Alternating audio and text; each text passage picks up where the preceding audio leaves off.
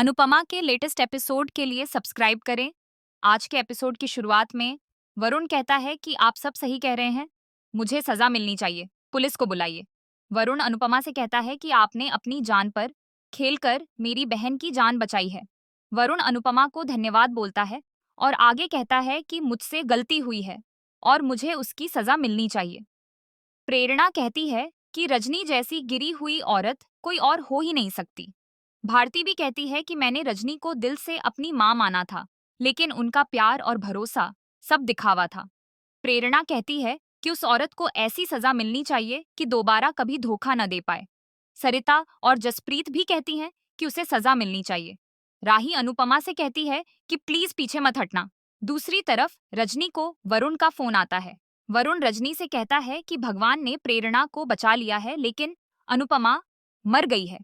वरुण कहता है कि आपका बदला पूरा हो गया, आपने अपने दोस्त की जान ले ली। रजनी भगवान को धन्यवाद करती है और कहती है कि मेरी प्रेरणा बच गई। रजनी अनुपमा को सोचकर खुश होती है कि अनु मर गई। दूसरी तरफ प्रेम को रजनी के जानलेवा हमले के बारे में पता चलता है, तो वह भगवान का शुक्रिया अदा करता है। राही कहती है कि मौत मेरे लिए आई थी, लेकिन प्रेरणा ने मेरी जगह ले ली। राही को रजनी पर बेहद गुस्सा आता है और वह कहती है कि उस घटिया औरत ने मम्मी की जान लेने की कोशिश की है। यह सुनकर प्रेम हैरान रह जाता है। राही बताती है कि यह आग रजनी ने जानबूझकर लगवाई थी। प्रेम कहता है कि वह रजनी को किसी भी हाल में नहीं छोड़ेगा। राही कहती है कि रजनी का ऐसा हाल होगा कि वह सोच भी नहीं सकती। दूसरी तरफ रजनी सो रही होती है कि अचानक बिजली कड़कने लगती है। रजनी डर जाती है और कहती है कि मुझे इतना डर क्यों लग रहा है? अनुपमा तो मर गई है, फिर यह सब क्यों हो रहा है? तभी अनुपमा भूत बनकर उसके सामने आती है और कहती है कि मैं जिंदगी से हारी हूँ, तुमसे नहीं। अनुपमा को देखकर रजनी बुरी तरह घबरा जाती है। अनुपमा रजनी के पास आती है और कहती है कि मैं वापस लौट आई हूँ। रजनी पूछती है कि मैंने तो तुम्हें जलाकर मार दिया था, तुम्हारा दाह संस्कार भी हो चुका है, फिर तुम वापस कैसे आ सकती हो? अनुपमा कहती है कि शरीर जल सकता है, लेकिन आत्मा कभी नहीं मरती। रजनी बहुत ज्यादा डर जाती है और सिक्योरिटी को आवाज लगाने लगती है। अनुपमा पूछती है कि तुमने मुझे क्यों मारा? मैं तो तुम्हारी सहेली थी, तुम्हें अपना मानती थी। क्या तुमने एक बार भी यह नहीं सोचा कि मैं भी माँ हूं और मेरा भी परिवार है?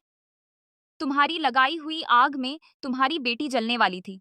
तुम कैसी माँ हो जो अपनी ही बेटी का खून करने चली थी? तब रजनी कहती है कि मैं बुरी माँ नहीं हूँ और मैं अपने बच्चों से बहुत प्यार करती हूँ। अनुपमा कहती है कि आज मैं यहाँ खड़ी हूँ, लेकिन अगर प्रेरणा को कुछ हो जाता तो मेरी जगह वह खड़ी होती। यह सुनकर रजनी घबरा जाती है। अनुपमा कहती है कि मेरी ममता ममता ने तुम्हारी बेटी को बचा लिया, वरना तुम्हारी बेटी जल गई होती। मुझे मारकर भी तुम जीती नहीं हो। रजनी कहती है कि मैं जीत गई हूँ और अब तुम कुछ नहीं कर सकती। अनुपमा कहती है कि अब सब कुछ तुमसे छिन जाएगा। रजनी कहती है कि ऐसा कुछ नहीं होगा, क्योंकि कोई सबूत नहीं है कि मैंने तुम्हें मारा था। अनुपमा पूछती है कि मैंने ऐसा क्या कर दिया था? रजनी कहती है कि पूर्वी छाया चौल मेरा सबसे बड़ा प्रोजेक्ट था। उससे मुझे इतने पैसे मिलते कि मेरी 7 पीढ़ियां बैठकर खा सकती थीं। लेकिन तुमने बीच में आकर सब खराब कर दिया। अनुपमा पूछती है कि क्या इसीलिए तुमने मुझसे झूठ बोलकर वो पेपर्स साइन करवाए थे? रजनी मान लेती है कि हाँ, मैंने तुम्हें धोखा दिया और अपने सारे जुर्म कबूल कर लेती है। अनुपमा पूछती है कि तुम्हें ईशानी और परी के पीछे गुंडे भेजने की क्या जरूरत थी? रजनी कहती है कि मैंने यह सब तुम्हें डराने के लिए किया था, लेकिन तुम नहीं डरी। तुम्हारी जिद ही तुम्हारी मौत की जिम्मेदार बनी। अगर तुम जिंदा रहती तो यह प्रोजेक्ट मेरे हाथ से निकल जाता, इसीलिए मैंने तुम्हें जलाकर मरवा दिया। यह सब सुनकर अनुपमा हैरान रह जाती है। इसी दौरान रजनी खुद से कहती है कि मेरा मन मेरे साथ खेल रहा है, अनुपमा यहाँ नहीं है। जब वह दोबारा देखती है तो अनुपमा वहां मौजूद नहीं होती।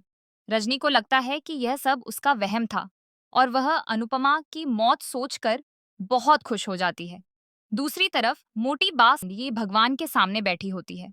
उसे देखकर प्राग कहता है कि बेटा अपनी माँ के आंसुओं का बोझ नहीं उठा सकता।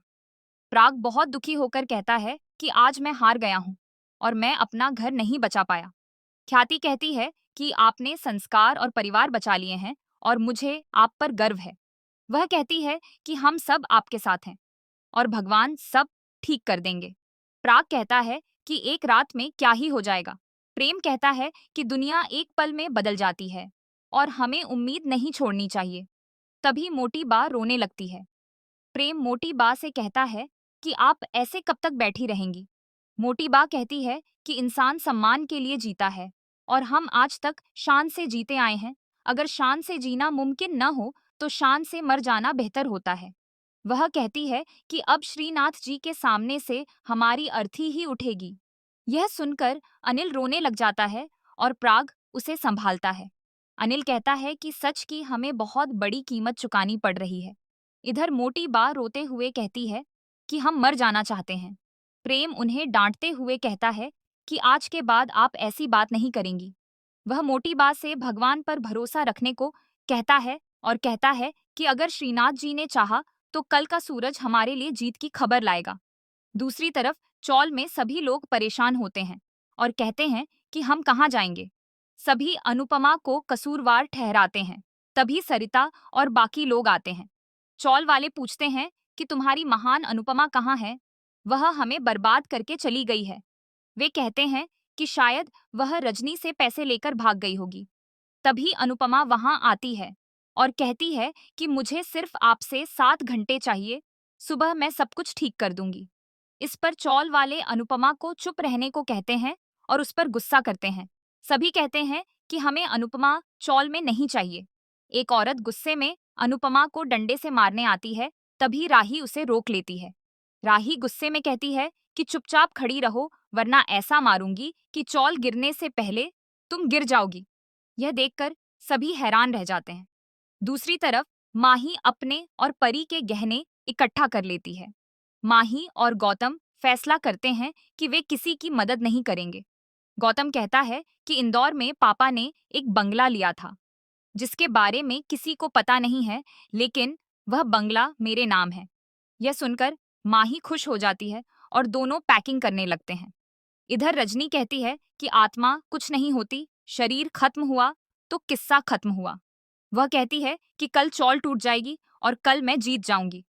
असली नेता वह होता है जिसे पता हो कि जनता से अपना मोह कब छिपाना है, और मैं असली नेता हूँ। रजनी सोचती है कि वरुण, भारती और प्रेरणा मुझसे नाराज हैं, लेकिन मैं उन्हें मना लूंगी। दूसरी तरफ चौल वाले अनुपमा को जाने के लिए कहते हैं। अनुपमा कहती है कि कल यह चौल नहीं टूटेगी और मैं अपना वादा जरूर निभाऊंगी। वह कहती है कि अगर आपको अपना घर बचाना है तो मेरा साथ दे दीजिए। सरिता कहती है कि अनुपमा के पास एक प्लान है, पहले उसे सुन लीजिए। सभी लोग इसी दुविधा में पड़ जाते हैं और इसी के साथ एपिसोड खत्म हो जाता है। अगले एपिसोड में दिखाया जाएगा कि सरिता रजनी से कहती है कि जो जलकर मरते हैं उनकी आत्मा को चैन नहीं मिलता। रजनी चौल तोड़ने लगती है तो अनुपमा उसे रोक लेती है। अनुपमा कहती है कि कुर्सी की ताकत जनता से होती है, वरना उस कुर्सी की लकड़ी में और चिता की लकड़ी में कोई फर्क नहीं होता। दोस्तों, अगर आपको हमारी ये वीडियो पसंद आई हो तो हमारे चैनल को सब्सक्राइब करें। धन्यवाद।